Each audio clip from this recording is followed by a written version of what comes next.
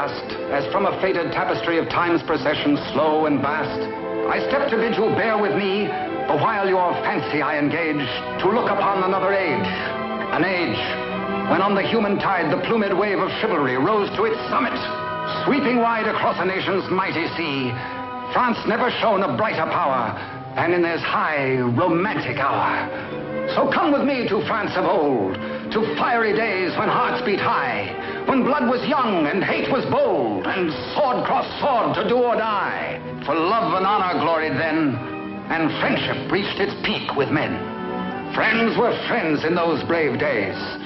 Athos, Porthos, Aramis, aye, graved our hearts with a mystic phrase, bound our lives with a mystic tie. Come, stir your soul with our ringing call of all for one, and one for all. Come on, come on, come on!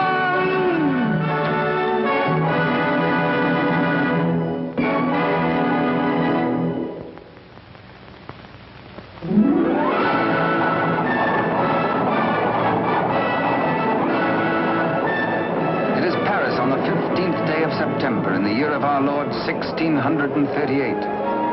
Public excitement runs high. The populace enjoy a general holiday. Impatiently, they wait for the news of an heir to the throne of France.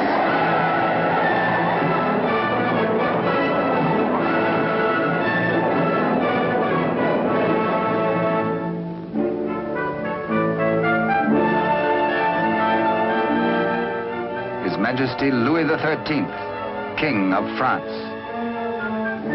Maintaining his royal authority through the wits of others, he is himself weak and vain and lives in the oily smiles of a small circle of favorites. But the court is alive with intrigue. There are parties within parties, conspiracies beyond conspiracies, plots and counterplots.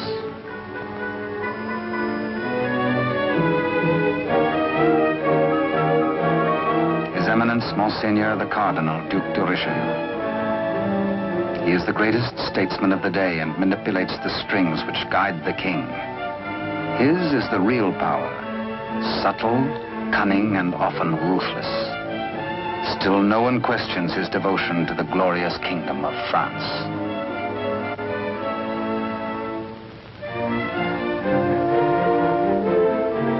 On this auspicious morning, the king pays a state visit to his queen.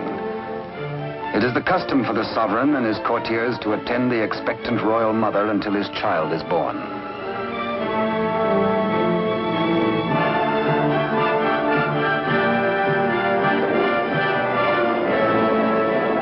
D'Artagnan, of the King's Musketeers. Relieved of his duties at court for the day, he hurries to the home of his sweetheart, Constance Bonacieux. Constance is seamstress to the Queen and is expected at the palace, so she cannot tarry long.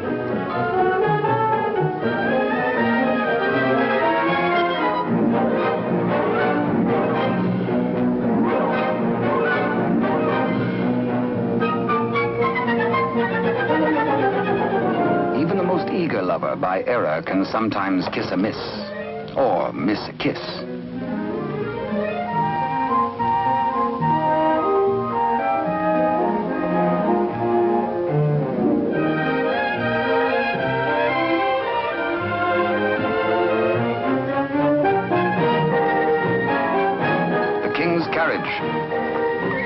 It arrives for Constance. She carries an infant's layette in a crocheted basket for the Queen. One kiss, one caress.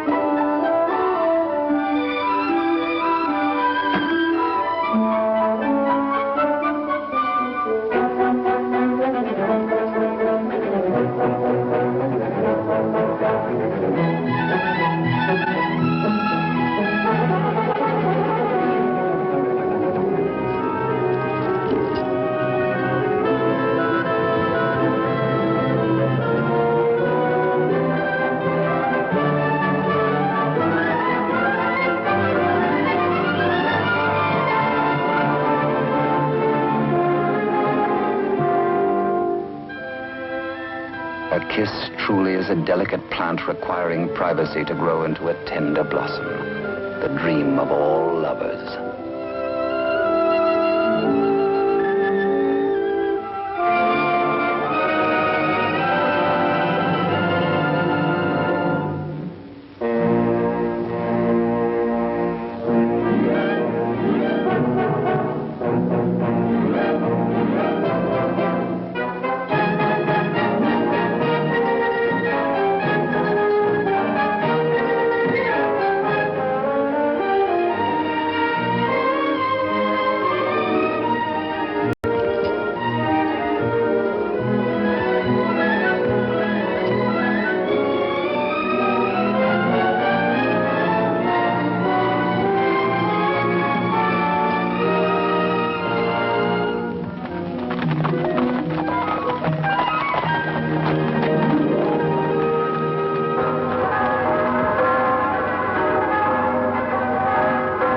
Bells of the Cathedral of Notre Dame remind D'Artagnan of his friend and fellow musketeer, Aramis.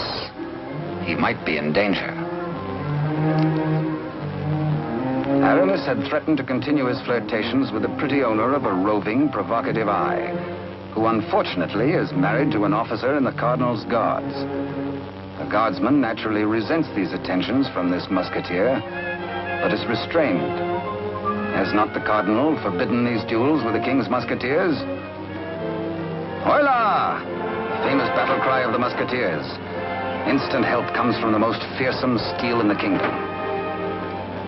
Huge Porthos, brave, strong, a King's Musketeer. And Musketeer Athos, gentle Athos, yet a deadly swordsman is able to kill with his left hand as with the right.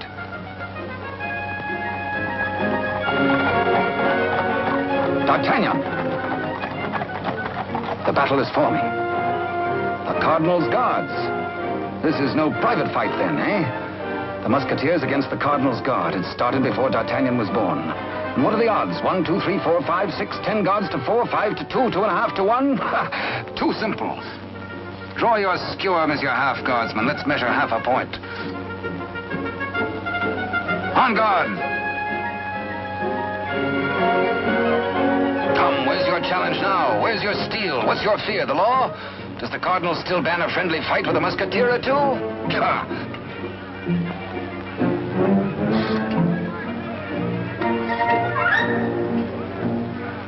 Porthos, as always, is thirsty.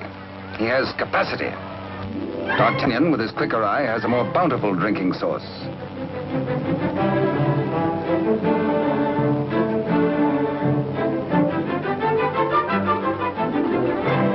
Porthos can put out a hand and pick up the pot he's slavers for. Why waste energy walking? Come, driver, come inside with us.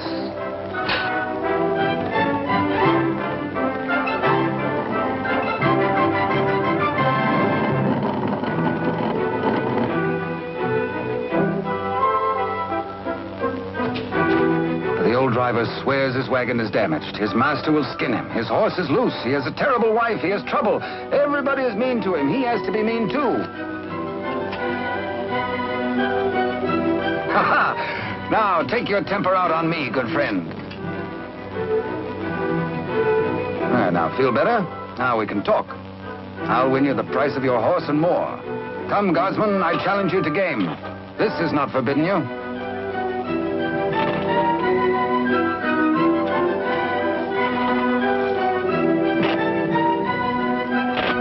The dice are kind. Here's 20 times your price.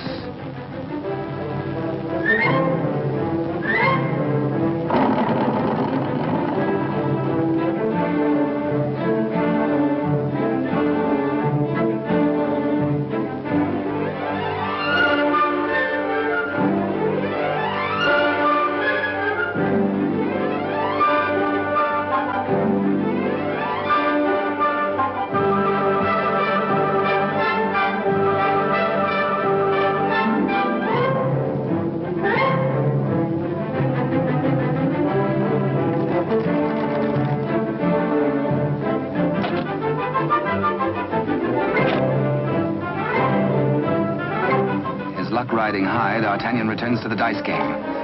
Laughing and playing a while longer, he wins hands down from a fat-headed guardsman while waiting for the late evening rendezvous with Constance. Porthos, too, has women on his mind.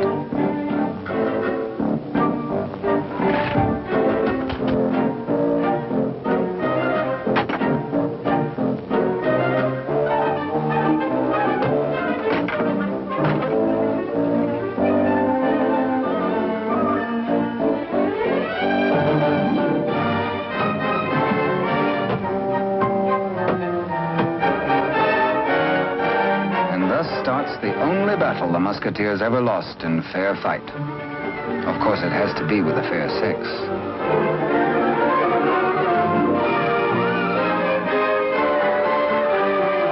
For the first time in his life, a panic-stricken Porthos screams a terrified, "Hola!" Athos hears him. Aramis springs bravely to the side of his comrades, and they flee together.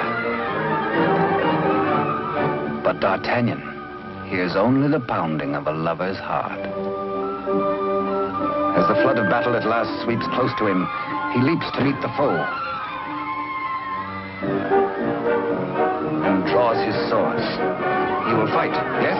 No, yes, no, he won't. Here, indeed, discretion is the better part of valor. Caught between the she-devils and the deep blue sea, they choose the water.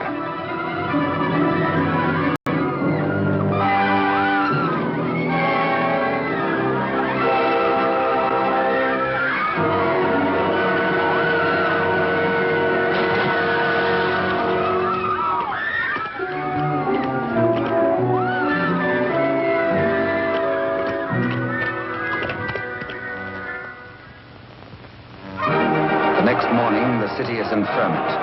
The pressure beyond the gates is so great that the people are admitted to the courtyard.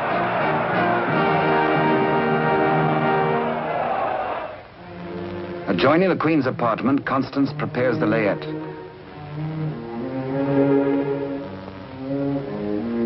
She is informed by Father Joseph, the Cardinal's trusted henchman, of the imminence of the royal birth.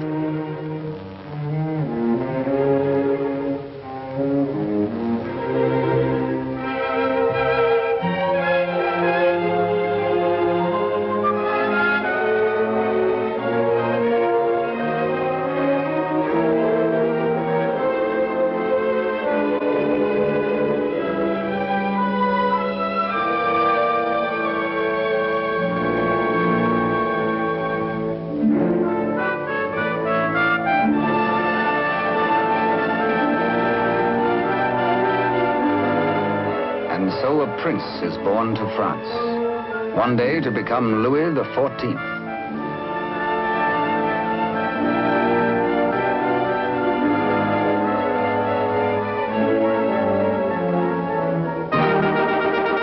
By ancient custom, his royal father presents him to the people.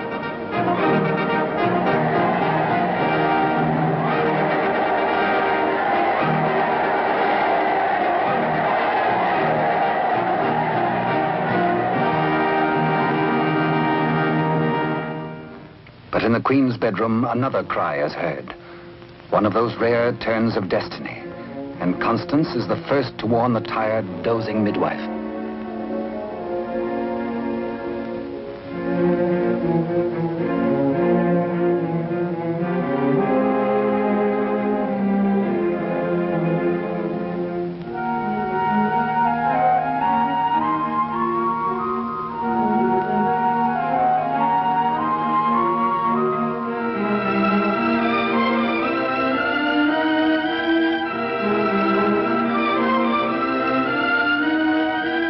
Father Joseph grasps the vast consequences of this extraordinary event. This news must be conveyed discreetly to Cardinal Richelieu before it gets abroad. He writes a message inside the wrapper of some medicine, intends it for the Cardinal's eyes alone.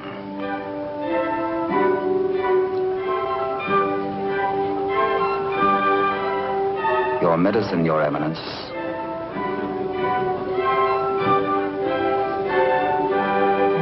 Duke de Rochefort, conniving head of the most powerful faction in court, working always in self-interest against the king and cardinal, pretending loyalty to both.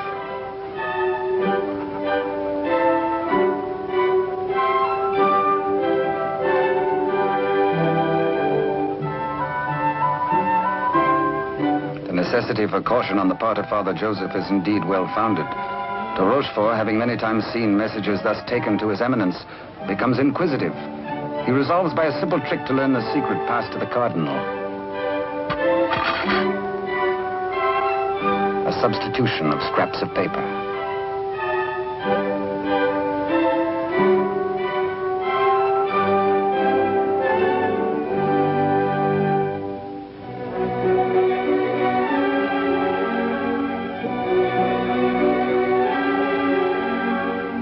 Cardinal realizes that enemies of the regime can do irreparable damage.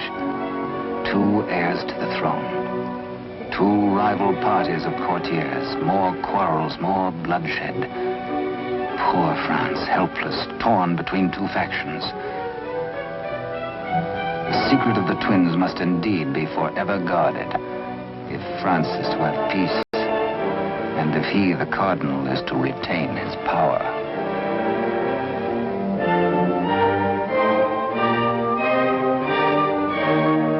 Pretender, this. A true prince. De Rochefort sees an opportunity. Father Joseph is instructed to prepare for a long voyage.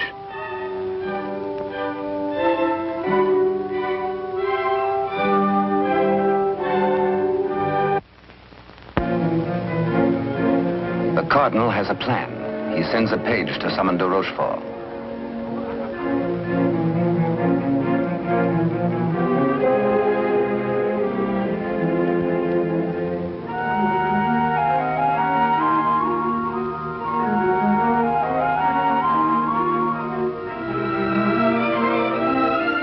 Aware that Constance shares possession of a great secret, one so sacred it might well spell the future of France, the Cardinal charges her to keep her lips sealed.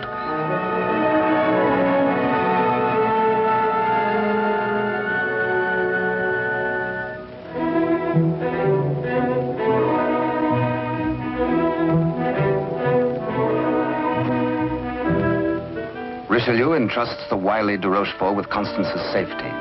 She must not be permitted to see anyone until further notice. The Cardinal is not at liberty to tell his reasons, but de Rochefort is making his own plans.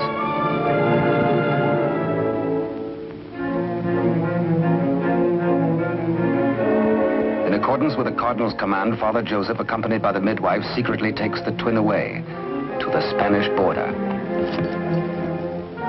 The child shall be raised as a commoner with no knowledge of his royal birth.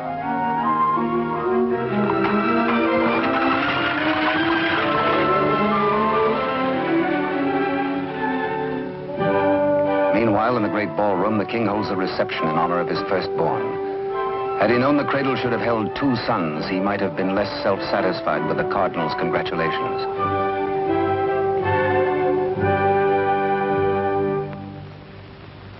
To the notorious Milady de Winter, de Rochefort comes to reveal this chance of fate. The future of France may be in their hands. He tells her he will turn Constance over to her. She is to escort Constance to the convent of Saint-Guemel. There, force her to tell the whole of the Cardinal's secret and plans. He will play one against the other, Cardinal against King, for his own ambition.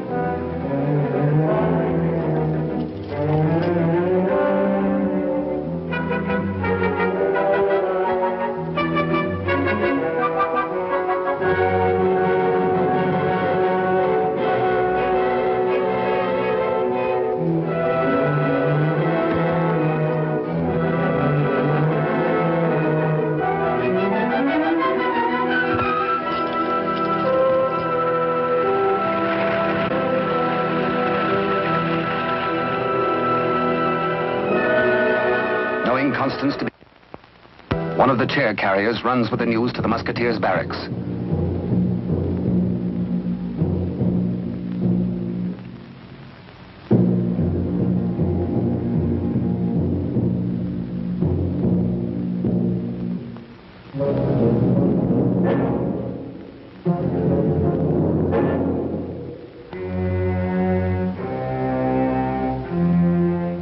D'Artagnan, wake up! Constance taken by force, by de Rochefort.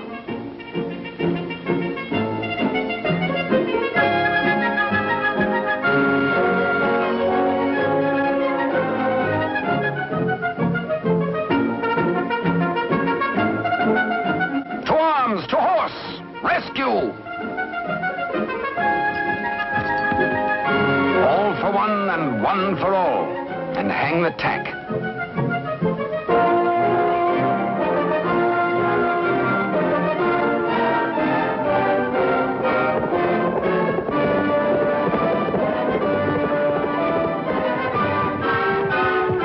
The wily cheat is in no mood to cross steel with this angry Gascon bent on justice.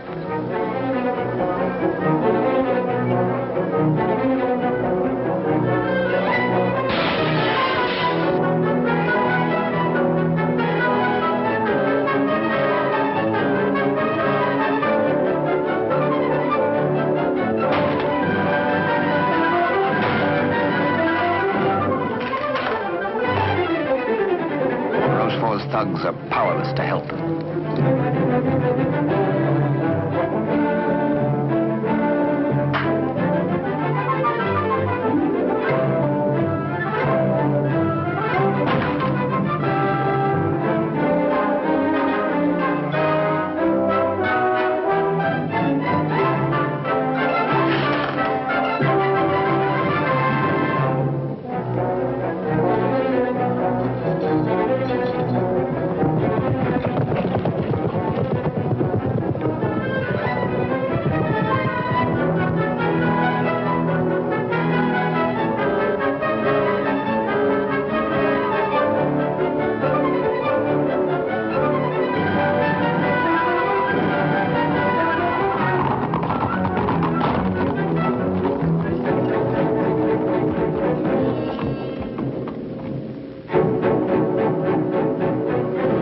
Rochefort is stubborn. He will not talk. He has to be persuaded.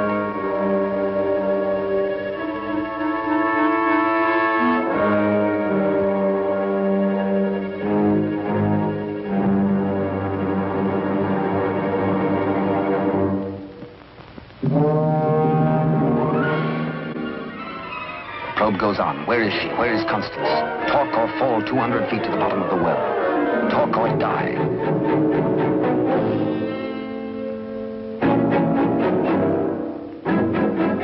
The Cardinal's guard look on, afraid to act. A strand at a time, steel cuts through hemp. 3 strands of it, and now but 2.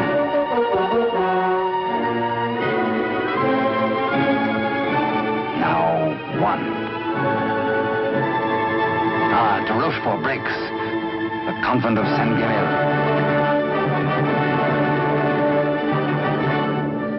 To the rescue!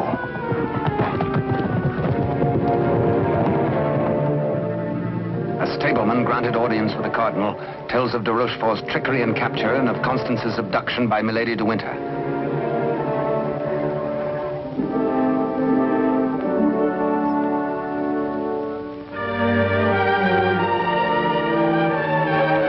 Richelieu and his escort reached the well to confront the Duke.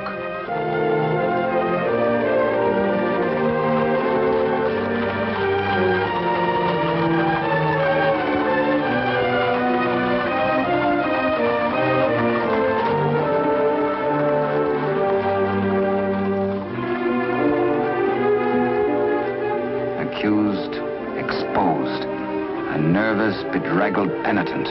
He confesses that he has indeed played traitor. His Eminence breaks de Rochefort, stripping him of his authority and titles, banished from both court and country forever.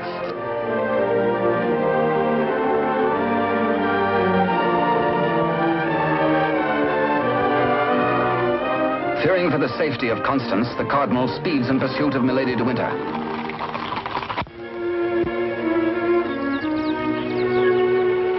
Before dawn the next morning, the convent of Saint-Guémel.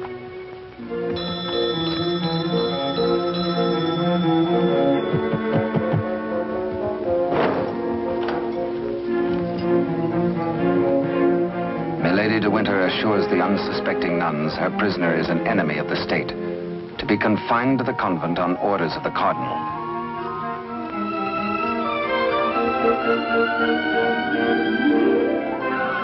The banished de Rochefort, smarting under his humiliations, lingers in Paris. All is not lost. He uses the last of his wealth in a desperate gamble and buys the services of ruffians.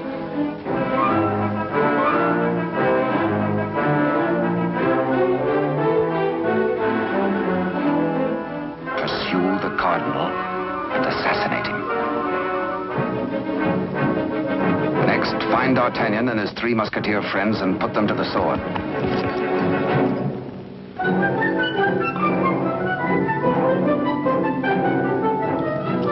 De Rochefort still dreams of himself in terms of the most powerful man in France. The path to power is open if Milady de Winter secures the secret from Constance.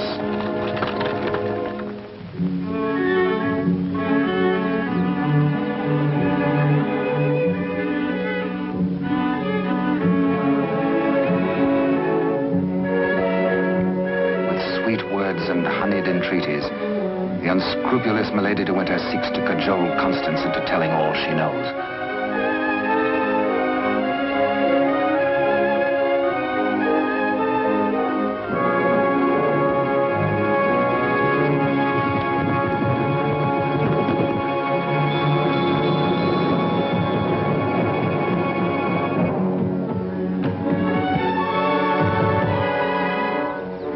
No, Constance Bonacieux is not here.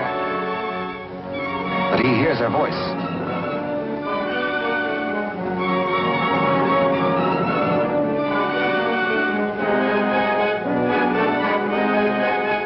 Hola! One for all and all for one.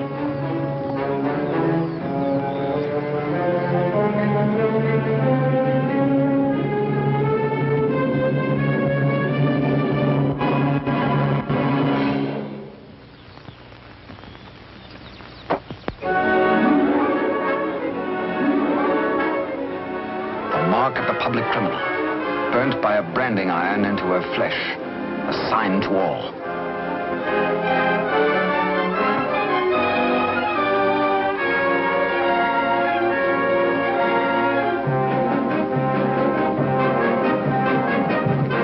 Exposed to Constance as a criminal, Milady de Winter is desperate. If caught thus in a second act of crime, by the laws of France, Milady must face public execution.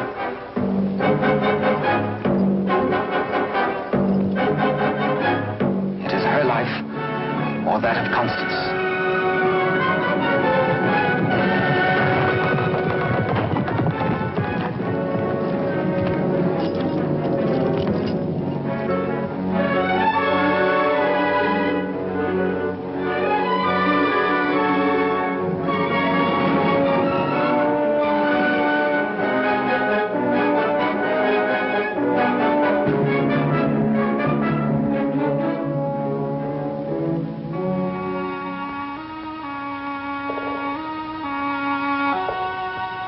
D'Artagnan hears Constance whisper that she loves him above all men. And then she murmurs 3 words, the other one, the other one.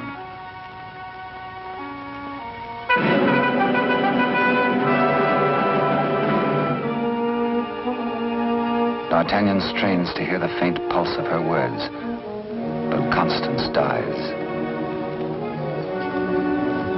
The Musketeers take Milady de Winter to her punishment.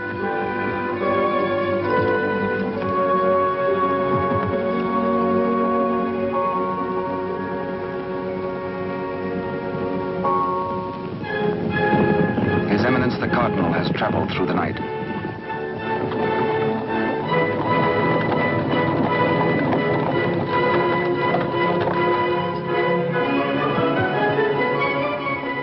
He hears the dreadful news from the Mother Superior. Constance is dead.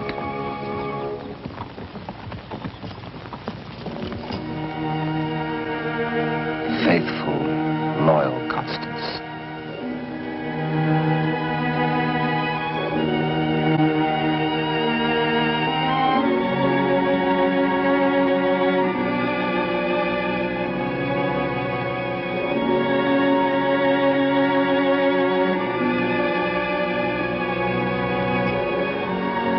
Arrest the murderess, Milady de Winter, and all in concert with her.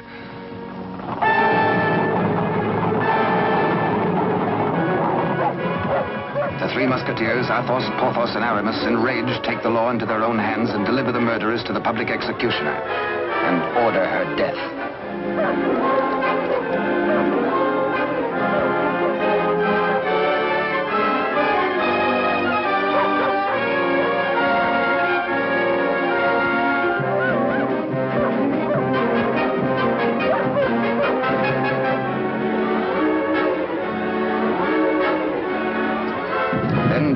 those cutthroats close in on the Cardinal's troop.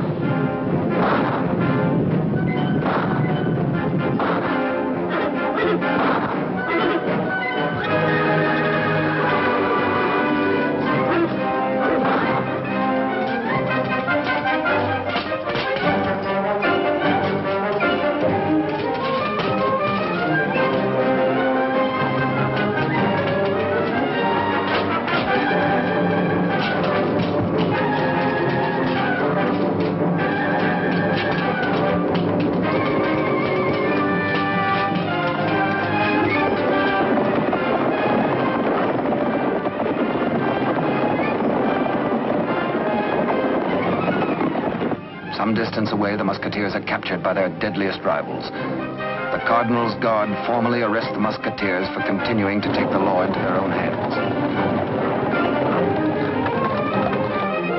Disarmed, the Musketeers are set against the wall for execution.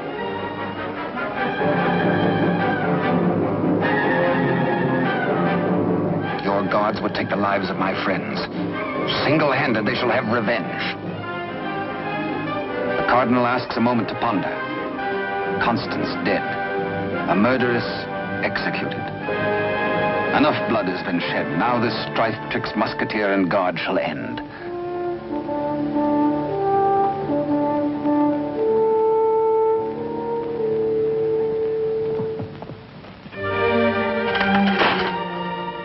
D'Artagnan's plea saves his friends, but there's to be a harsh penalty. Richelieu's plan concerns the state, and these continuing disputes between his guard and the King's Musketeers. The four Musketeers must separate, never to come together again on pain of death. His judgment, oh, a sorry day. The Musketeers are banished, each to his own province, never to visit Paris again, nor set foot beyond the bounds of his own fields.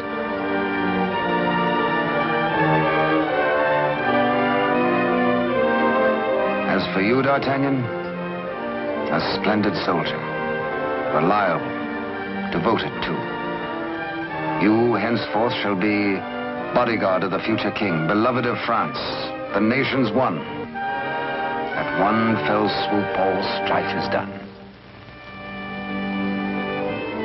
The Musketeers prepare for their banishment. Godspeed, farewell.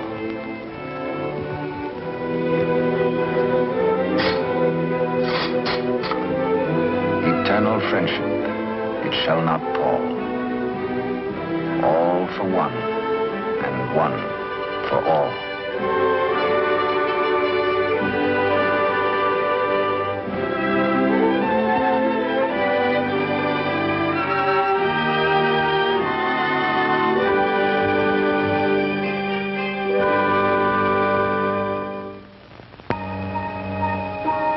"5 years have passed. France is at peace. The infant prince grows to boyhood. Cardinal Richelieu, driven hard by the responsibilities of high office, lives in semi-retirement. And a royal father educates his son in courtly etiquette.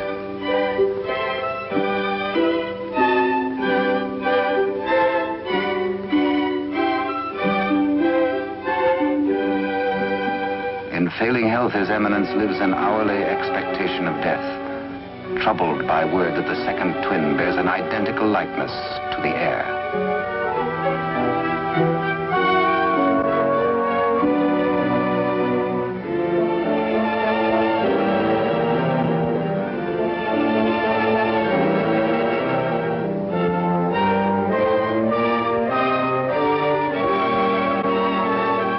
Dangers inherent are obvious and weigh heavily on the Cardinal's mind. He decides he must protect the prince somehow. His Eminence provides that the rightful twin may always be identified from the other. With the aid of the court jeweler, he caused a gold doubloon to be broken. The smaller piece hangs on a chain around the throat of the infant prince. And its mate he places about the neck of Captain D'Artagnan.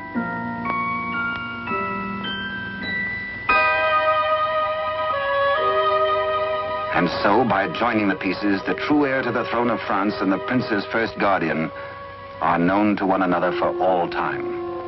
He starts to say, "I hold a secret."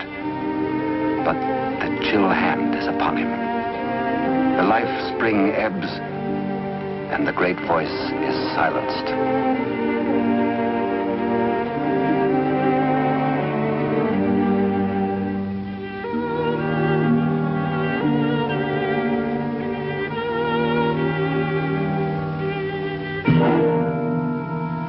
A great statesman passes into history. The church loses a noble servant, and the ship of state is without its pilot. What was this secret that Richelieu and Constance shared? The other one.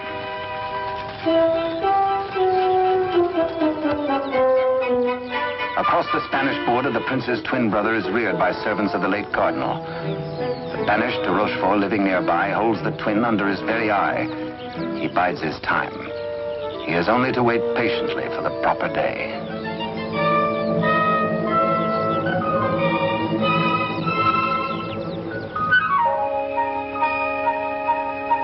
Upon the death of Louis XIII, the heir to the throne, or the Dauphin as he was called, became France's King Louis XIV. Both he and his twin had grown to manhood.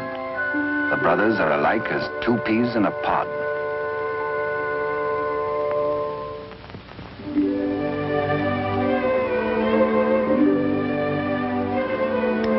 Years have passed and more since Richelieu bent his iron will to break the bonds that held us four. But Porthos, Athos, Aramis, I will ride once more. Once more we'll heed the clarion call of all for one and one for all.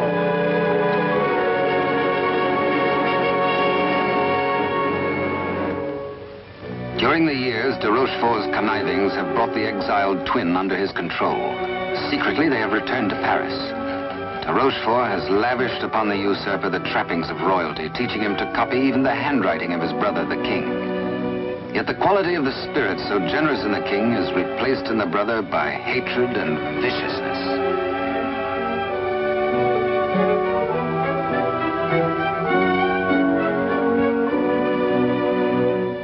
The king's valet, a de Rochefort spy, brings long-awaited news. Within the week, an older D'Artagnan, after a lifetime of loyal service, will retire and leave the court. The young king will be without a bodyguard. Every detail of their plan has gone over. The map, the sentries to overpower, the secret approach to the royal apartment, the signals.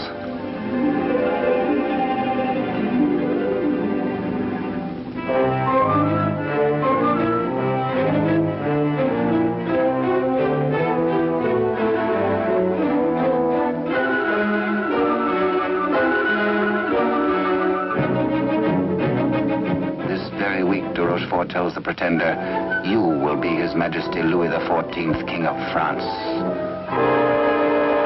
Louis XIV, King of France, spends D'Artagnan's last day in fun and gaiety. The king has applied himself to an education in horsemanship, sportsmanship, and swordsmanship. No two men were ever closer, except they were father and son.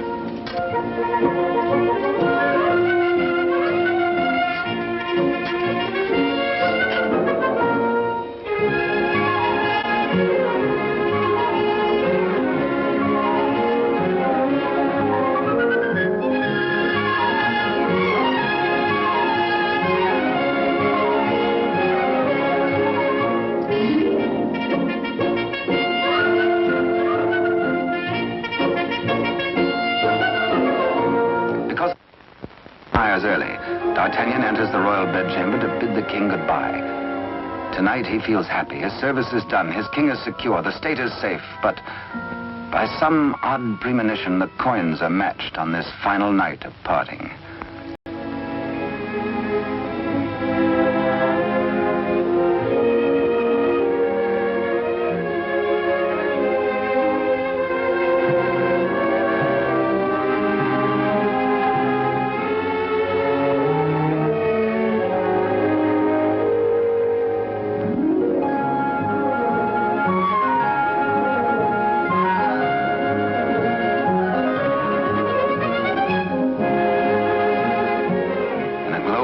Memories of a delightful evening with the king, Captain D'Artagnan arrives outside his lodging and is amazed to find himself beset by ruffians. Angrily, the Gascon plans his battle. First, he deals with the dagger man decoy, sticks him with his own blade, throws the man's cape to the edge of an open sewer, places his own cape over the decoy's body, and fires his own pistol. Hey, up! On to the balcony.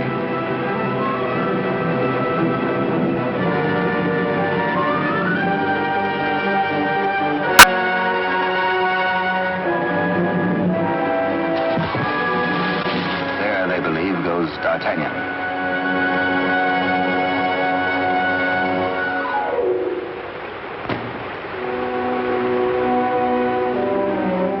Thoughtful D'Artagnan returns to his lodging. For a peaceful man to be waylaid on a city street is something new. He had spent the evening with his king. He reflects. Has the palace discipline been slackening too? Sentries were not where they should have been. His soldierly heart is disturbed for the safety of his king.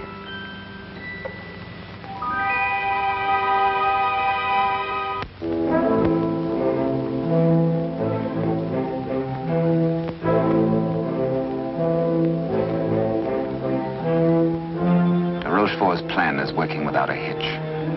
Sentries at the outer gate have been overpowered. Entry is forced into the inner quadrangle. The palace is entered through a servant's postern leading to long-forgotten cellars. Success. No sound, no word, no warning.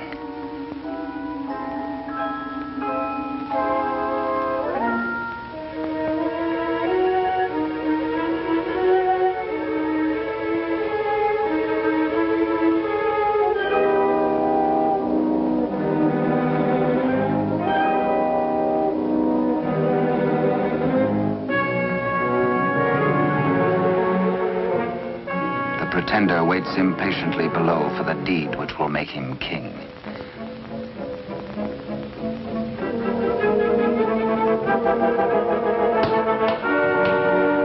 In the anteroom to the king's bedchamber, de Rochefort's maggot awaits his master's signal, ready for the final treachery.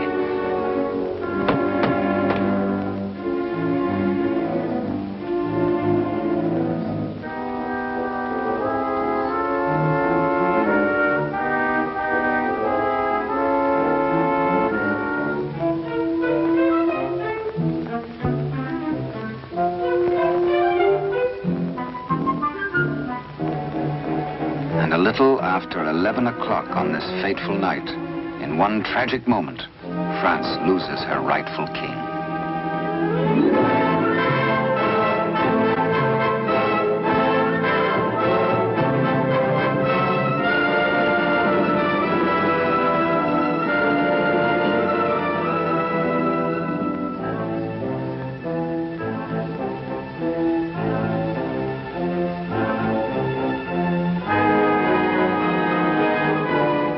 Bewildered, uncertain if he dreams or not, King Louis XIV, surrounded by strangers, looks unbelievingly at a venomously mirrored likeness of himself.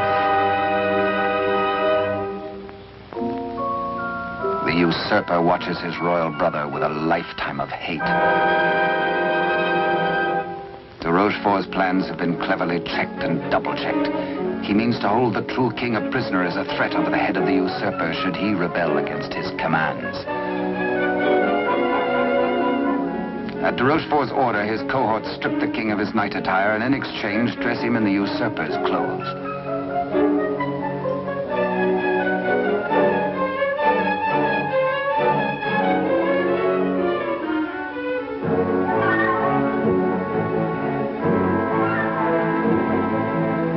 Into the palace cellars, a messenger reports breathlessly. D'Artagnan is dead. His body thrown in the river. Complete triumph at last.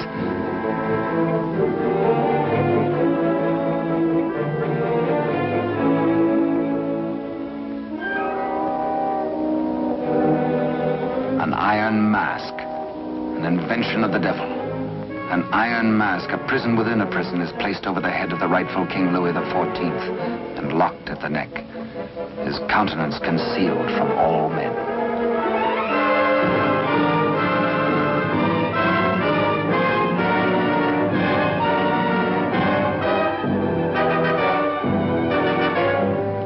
king is led away.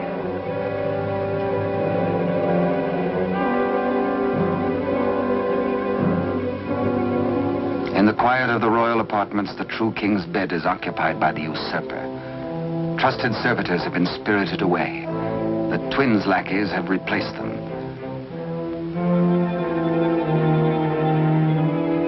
De Rochefort's plan is complete. Poor France.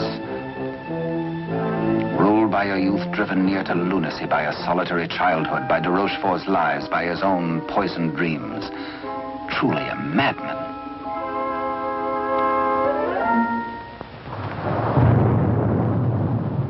Suffering in human life is proportioned to human strength.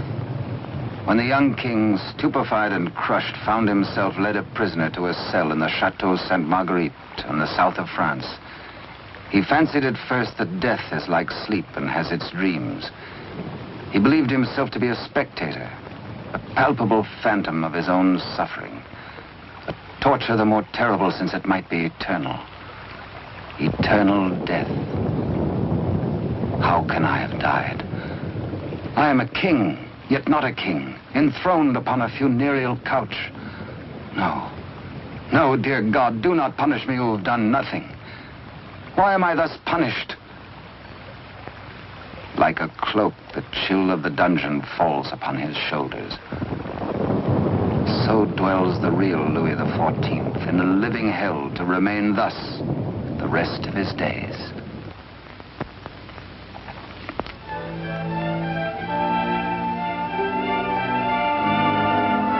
The Queen Mother, always restricted, prevented from seeing her son, determines finally to pay him a visit.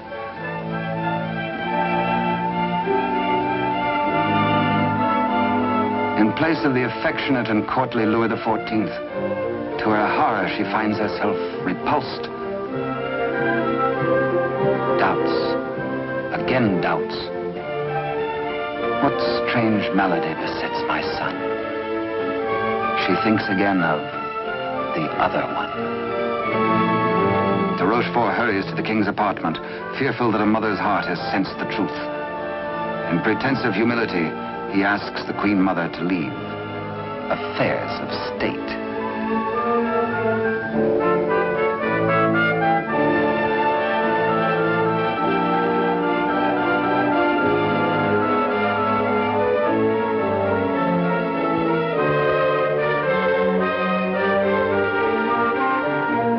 De Rochefort is determined.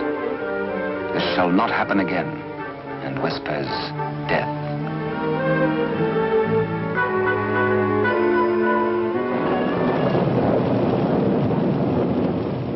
Day by day, night upon night, the prisoner prays for some way to get word to D'Artagnan. A heaven-sent fisherman hoves to.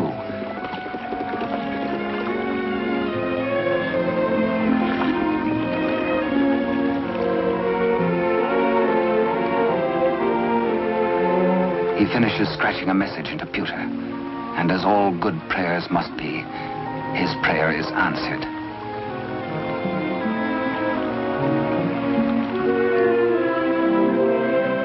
Millet and mackerel are running, and then a catch, apparently from heaven.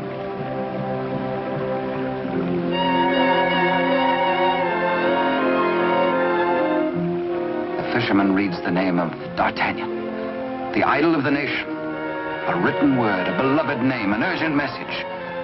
He, a patriot, needs no urging.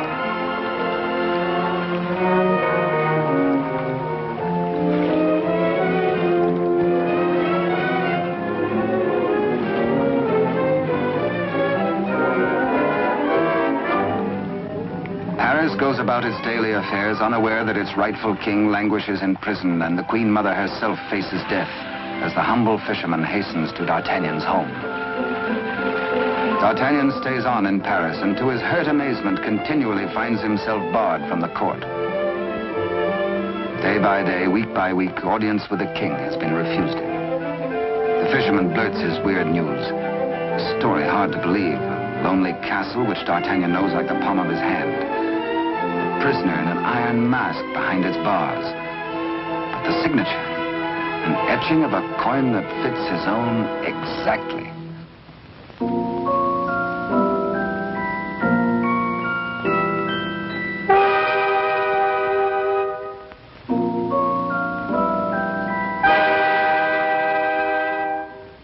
Come, friend, eat and drink.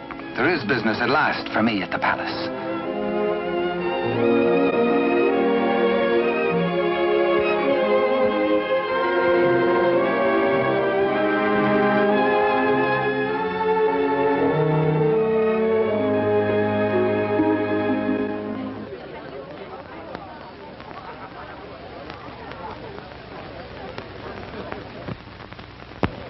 Threading his way through the perfumed route of the court's chattering idlers, D'Artagnan finds himself a stranger in a strange atmosphere. And there is reason, he thinks, for this curious tension. De Rochefort and the king. This cannot be the boy I helped nurture into manhood. This is not the face of my king. Those are not his hands that risked neither parried steel nor engaged a point. What's been happening at court? De Rochefort's back in favor, a disgraced exile once more sporting about the throne room in the king's presence. D'Artagnan is amazed and shocked. But a further shock is in store. A chain and coin is passed to de Rochefort. If he can believe his eyes, in all the years he served the king, they never left his royal person. He overhears a snatch of conversation. The other one. And suddenly he hears the dying voice of Constance. The other one. The other one.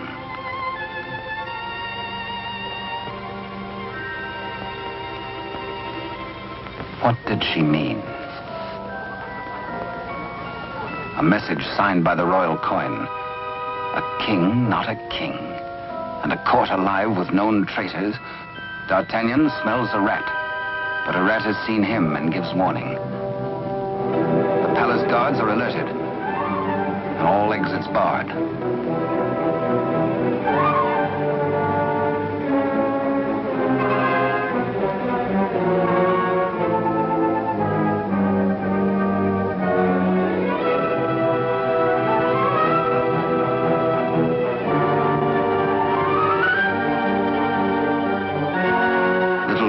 With a resourceful old musketeer.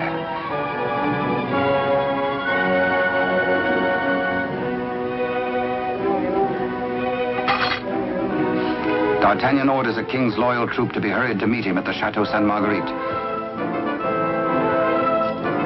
Couriers are to be dispatched to his old friends, the three musketeers, Athos, Porthos, and Aramis. To arms, musketeers! Your king has need of you. One for all. And all for one. The jig is up. D'Artagnan lives and knows. There's pewter plate. Perhaps even now he has reached the prison gate.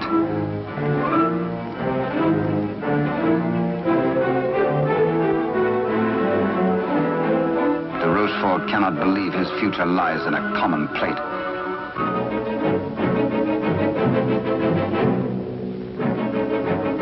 Quickly, he resolves to end all doubts.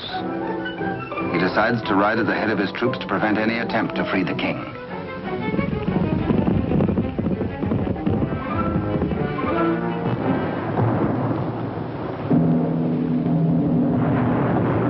The puzzled D'Artagnan has reached the Chateau Sainte Marguerite, certain that his comrades will join him. Under cover of the raging storm, he rose to the grotto beneath the castle. Many a time as a young officer, he had patrolled this grotto passage. It led, he knew, to the arsenal. Beyond that, the armory. Then the main hall and staircase to the tower itself. Up there is the man in the iron mask, the writer of the message.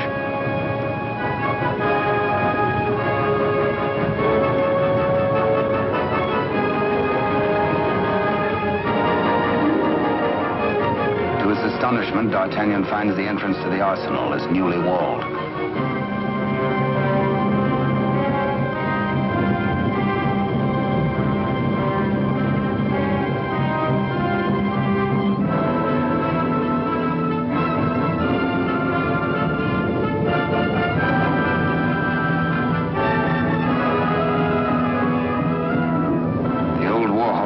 prepared to hazard it alone if necessary.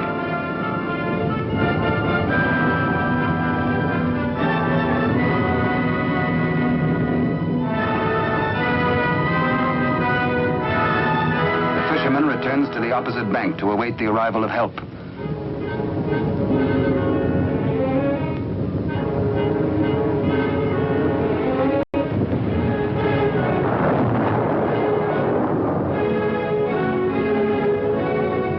Athos, a few years older, a little more grizzled, the same brave companion as of old, ready and willing for any gambit.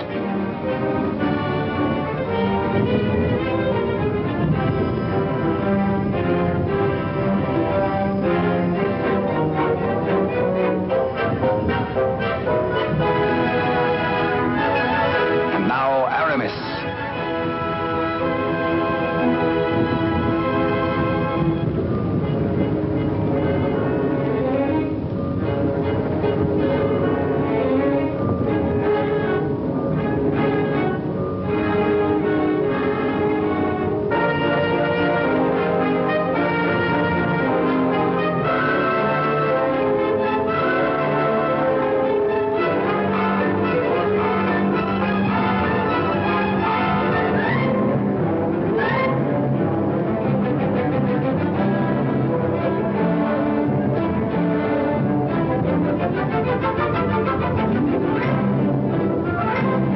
Two of the valiant comrades have arrived.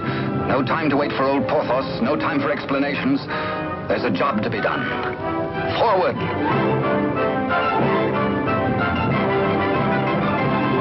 Through the racks of gunpowder barrels to the main hall, and the tower staircase itself.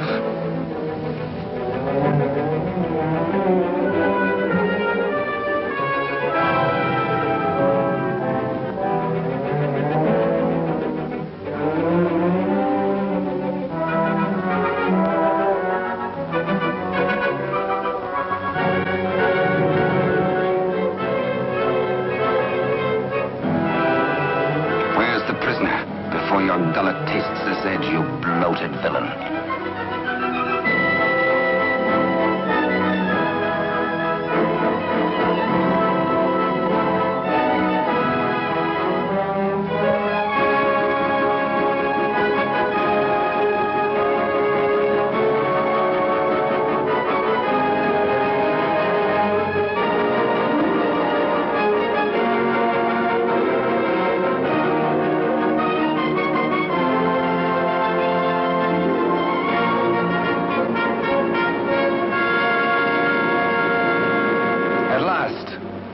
D'Artagnan knows the voice.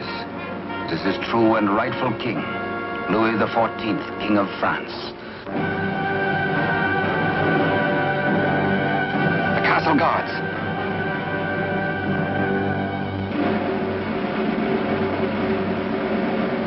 The challenge is met. Hola! The musketeers fight together again.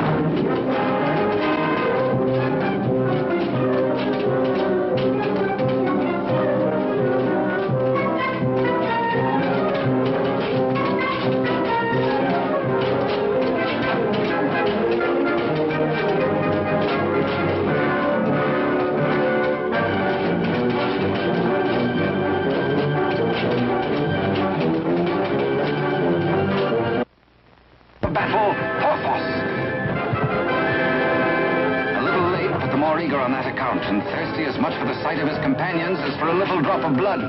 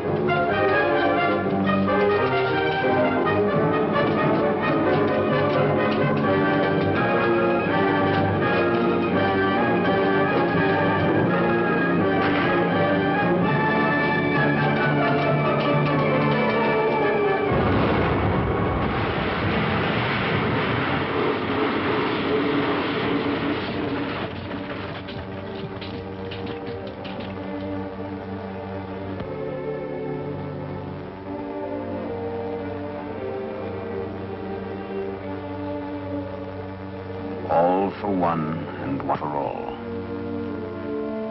Be certain, cherished friends, that I shall wait for you. What good times we had together, eh?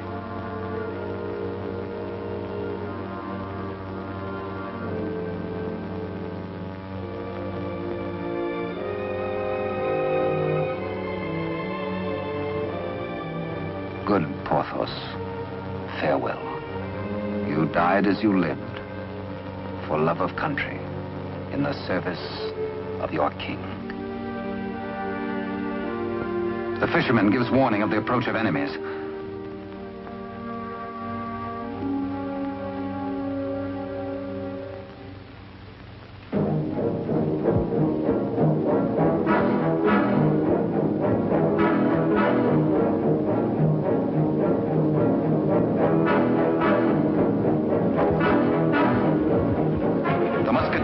The king and gallop off to Paris.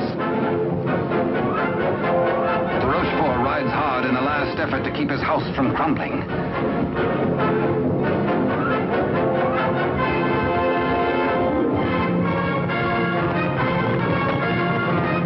The odds are 10 to 1.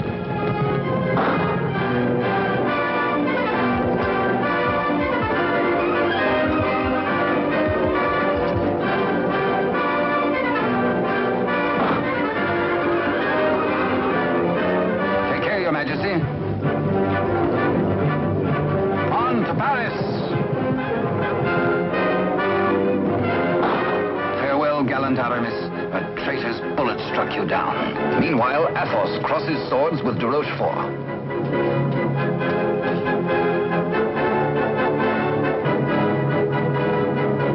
But at the highest price of all, Athos joins his comrades.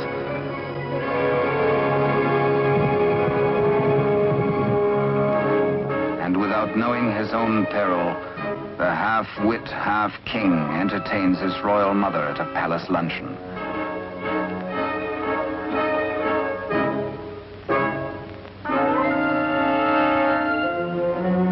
Cunningly, he says, a private matter.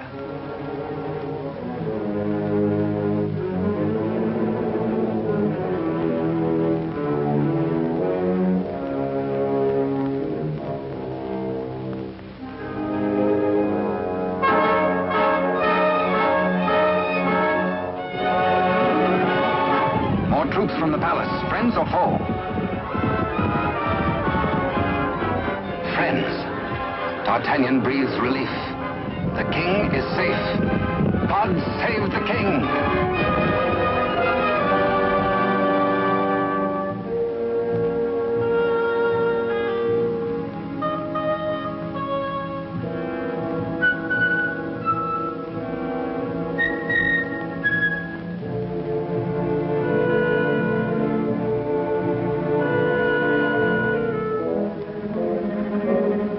The Queen Mother suspects this attempt on her life.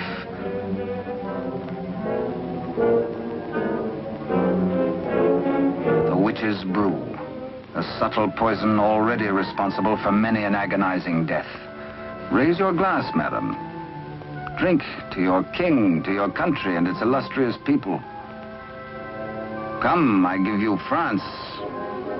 Dare she refuse? It is the edict of her son, the king.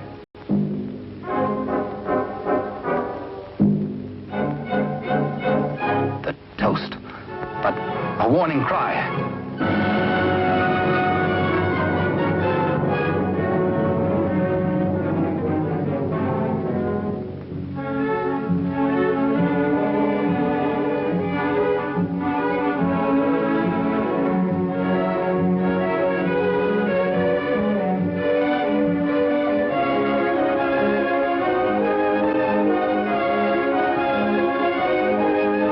The usurper finally gets his rightful crown. De Rochefort's own damnable invention, the Iron Mask, his to the end of his days.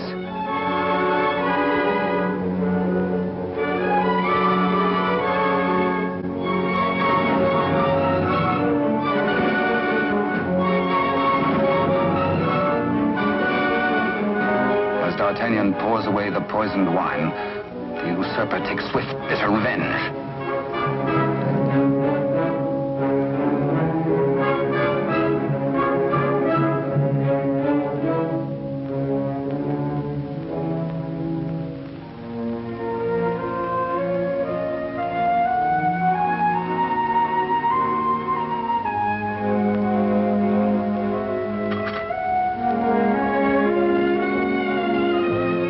D'Artagnan knows himself mortally wounded, but allows no sign to mar the happiness of his king.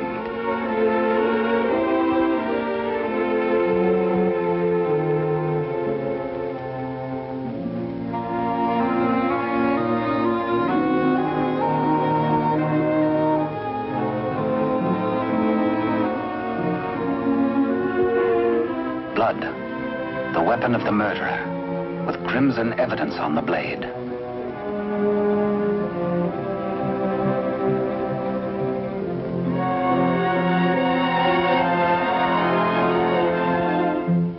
Grateful Louis looks for Captain D'Artagnan to honor him with the baton of a Marshal of France.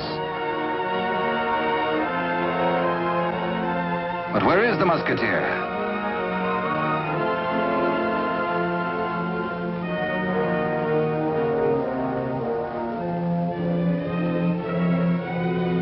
The court resounds with the king's commands and his cry to find his friend and mentor. What a man may think when he knows of the approach of death is secret between himself and his Maker. Perhaps the gallant Musketeer thinks most of his lost love, Constance, and of all the tender, lonely years kept warm by her memory. He dies in hope of faith that she might welcome him, that once again they might be one. How can they die, these bright ones? How may such energy, once released, be prisoned by earth or stone or grave? We die as we lived, say they, with life. And with life, how can there be death? Only remember us. Only open a little book and we shall always be with you. To ride a fine horse, or to cross a sharp blade, or carouse with a barrel, or dally with a maid. Come one, come all.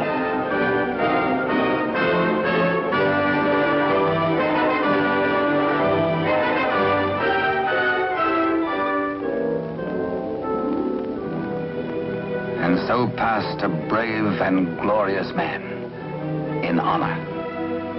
Only think, and we live again. We live forever. For with us, now as ever, it's one for all, and all for one. And thus it was in France of old, in fiery days when hearts beat high, when blood was young and hate was bold, and sword crossed sword to do or die. For love and honor gloried then, when life was life, and men were men.